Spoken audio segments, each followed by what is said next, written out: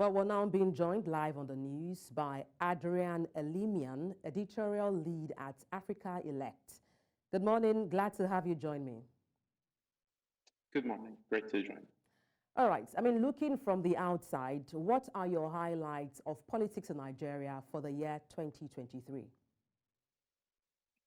Well, firstly, of course, the elections. That has been the main focus, at least from outside Nigeria. The focus on the campaign running up to the elections, additionally with the results as well as the court cases afterwards.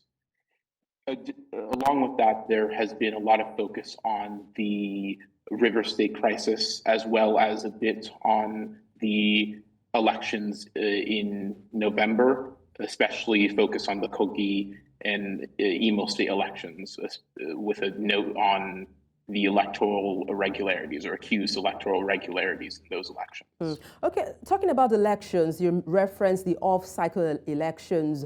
What do you think could have been done better or wasn't properly done in terms of elections conducted in Nigeria? Well, I'm not an election expert, but in those elections, there's been a focus on a hijacking of INEC that was shouldn't have been allowed to happen, at least according to various reports, especially by opposition forces. In much of the world, especially in the United States here, while electoral authorities have a certain level of bias, it's not meant to be to the extent where pre-filled out voting sheets are allowed to occur. And most importantly, if they do occur, as it happened in Kogi State, those would then be canceled and the election be rerun. It did not end up happening. If I recall, Okene, local government area, had results where over 100,000 votes went to the ABC nominee in comparison to fewer than 2,000 to most other candidates. Things like that have been a large focus, especially in readership for us on Nigerian politics. I know you also talked about River State as one key thing that stood out for you for the year 2023. Just to get your perspective, what do you think when you talk about River State politics, particularly regarding what is playing out recently? Yes. For us, especially outside of Nigeria, it's been less a focus on the interplay between Wike and other River State politicians, more so the effect it has on the River State people. There's been a lot of focus on how the people of River State, their legislature was torn down. Now their River State money is being shared based on these agreements, and it's just all negatively affecting the people of River State. That's really been the main focus for us, especially as we write about it. We attempt to look at it from how does this affect the people that are supposed to be governed by those who are now so preoccupied by rivalry and malfeasance.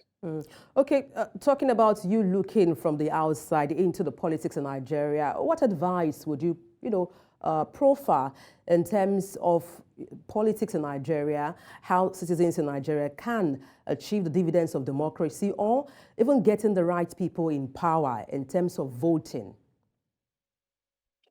I don't believe I'm qualified really to provide advice to the people of Nigeria for getting the correct good governance and what I the mean dividends is, of democracy. But yes, you don't have to give us an academic Yeah. response, just your take.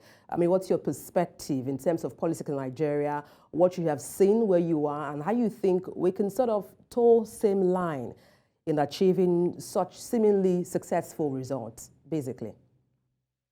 Yes.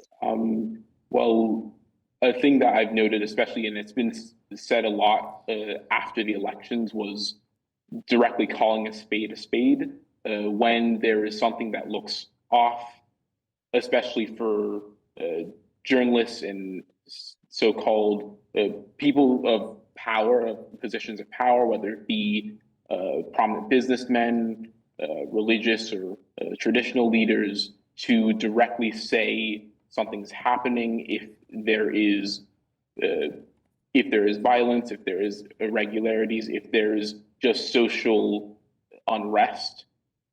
An acknowledgement of that instead of either denial or ignoring it has been a thing that has been brought up very often online, and especially looking from the outside.